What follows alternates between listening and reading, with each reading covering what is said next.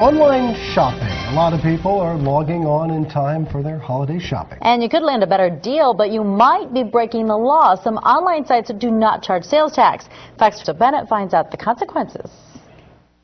The consequences aren't necessarily an immediate punishment, but rather a domino effect, something local elected officials say hurts us all.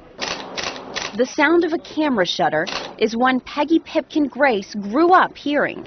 My parents opened in 1947. Pipkin Cameras and Imaging was a family business. We had 6 stores at one time. An old picture shows the main Pipkin shop during its prime. This is the building now, vacant. The digital age is what really changed our business. As the Pipkins struggled to keep up with an evolving industry, Peggy says they were dealt another blow.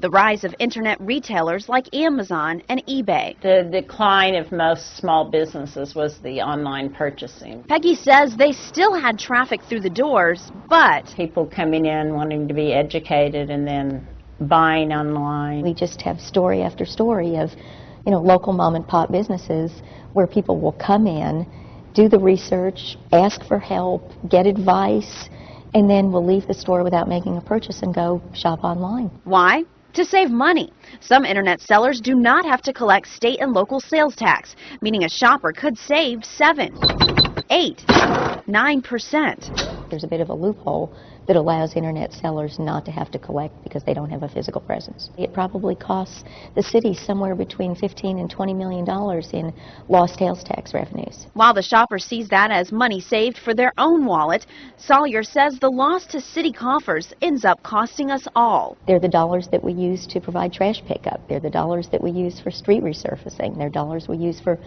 libraries and arts programming and all the kinds of things that make our quality of life better here in the city. Sawyer says supporting proposed legislation to close the so-called loophole will be one of the OKC City Council's top legislative priorities in 2012. Recognize this as a problem for long term. The popularity of going online, that type of shopping is increasing every year. Ed Copeland is a small business owner in Norman. He runs several stores, including Cadoodle's Toy Zone. He's written members of Congress asking them to level the playing field for local stores and online retailers.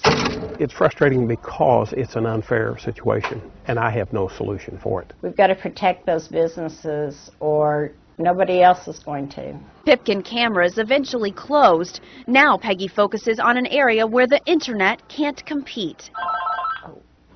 Photo Products Repair. We always could sell our services over anything else. Working out of a small office, she no longer sells any products, but instead repairs cameras new and old, all while quietly cheering for other entrepreneurs.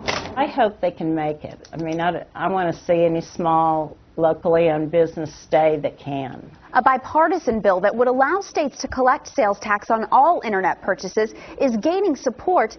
Even online retail giant Amazon.com is on board with it. Back to you. We are supposed to voluntarily pay any sales tax not collected for an online purchase. You can do that with a used tax line on income tax forms or through the Tax Commission website.